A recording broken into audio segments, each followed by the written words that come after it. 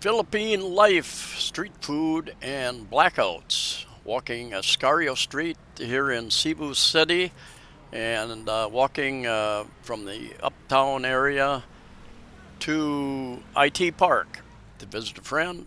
And you got fresh fish come in. Their relatives are probably fishermen or their contacts, and they bring the fish in, and you'll find them certain times of the day on not just the big public markets and the medium-sized public markets, but every neighborhood has a smaller little market or street vendors, I guess you call it, and you can buy pretty much anything you need out here: vegetables and fish and other meat. Got drugstores and sari stores, which is a real sari store, very small convenience little shop. They just usually have just a little window, and you can buy little packs of soap or shampoo or medicines, that type of thing. And I think got a lechon. Yeah, I got a lechon place here, I believe, called Chicky Oink. Chicky Oink. Anyway, the taller buildings off there to the right side, those are, I think, both those are hotels, I think. Hotels, condos, commercial buildings. And I'm going to get pretty close to IT Park and the Cebu Business Park. Then I'm gonna turn up towards IT Park. Anyway, Cebu City is a small, big city, in my opinion. You can walk many places if you're so inclined to do so. Now, there's some challenges, obstacles in a lot of these sidewalks are either full of vendors, or the sidewalks they'll have metal poles sticking up with what used to be a signpost, something like that. Various degrees of disrepair, and so it's can be a bit challenging. But I enjoy walking because I meet people, I see things, I meet people, and I learn more about the Philippines. Now a little bit later, I'm going to show you. I was walking back, and as I was walking out of IT Park, we had a blackout, what they call a brownout blackout. And I had a notice. There was notice in our condo elevator, a few days ago saying, because of the lack of electric supply and the higher temps and more people using aircon, all this type of thing, we may have rolling blackouts, brownouts. Your electric may be reduced. And sure enough, in the last 2 days, it hasn't happened yet today, but in the last 2 days prior, I've been working on my computer or walking down the street, and at night, and all the lights go out, and you're left in the dark. Good reason to carry a flashlight with you.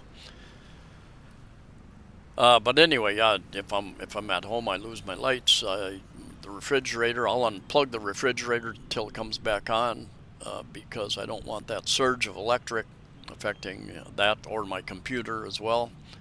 And here's an intersection just down the road from IT Park, and all the lights went out, and there's no traffic enforcers out there, so you would think now in the USA, I don't know about Europe and the rest of the world, but you would have major horns honking.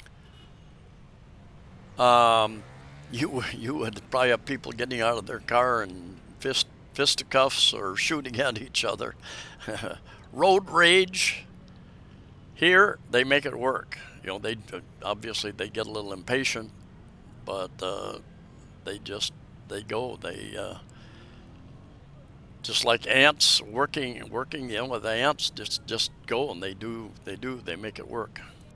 Now let me clear that up, what I just said, because somebody's going to comment. There are ants. There are Filipino aunts,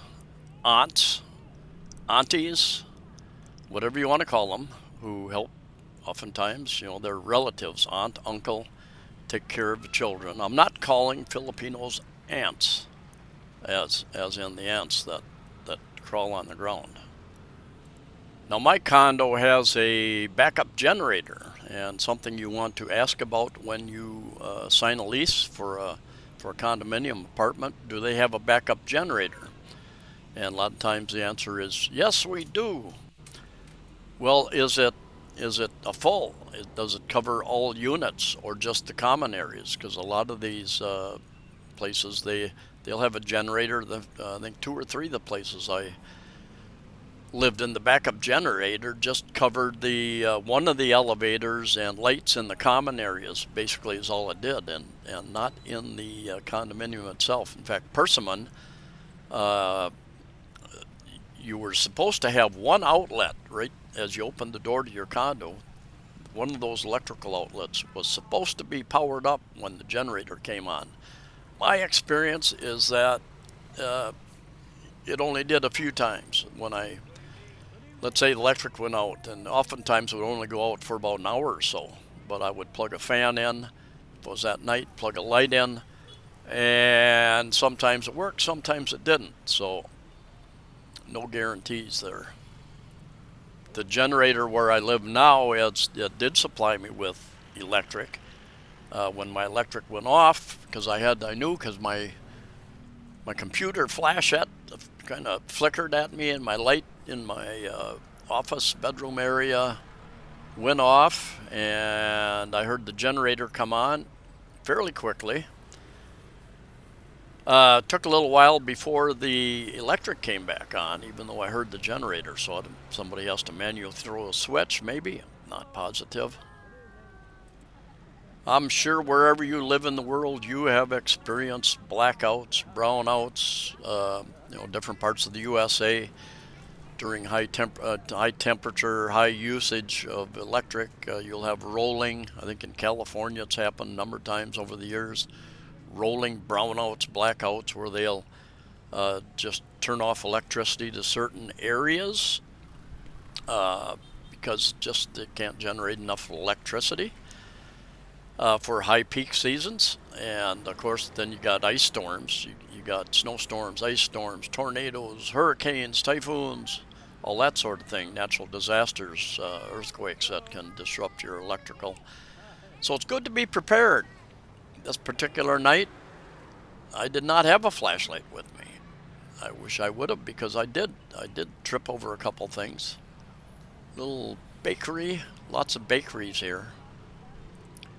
And this was just by certain regions, and they did have light a couple places here. Now, did they have their own generator or battery backups?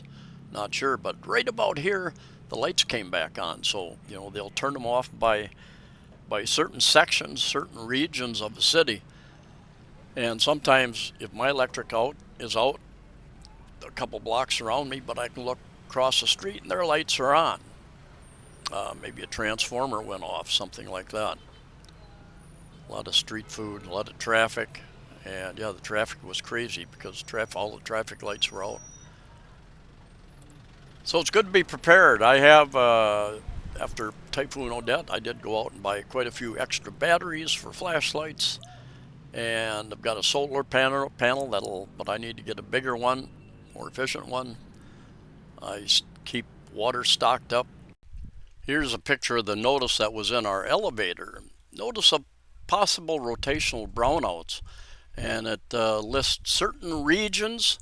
And even though the part of Cebu City that I live in, they call out a number of barangays, villages, smaller parts of Cebu City and Mandaue City. My area was not listed in there, but we received the brownout, the blackout, lack of electricity regardless, so not always accurate. I took this video with the Insta360 X4, and I'll do a review about that maybe in a few weeks when I get to use it a little bit more. Anyway, that's it for now. Sidewalks are pretty full, so I take the street. See you next time.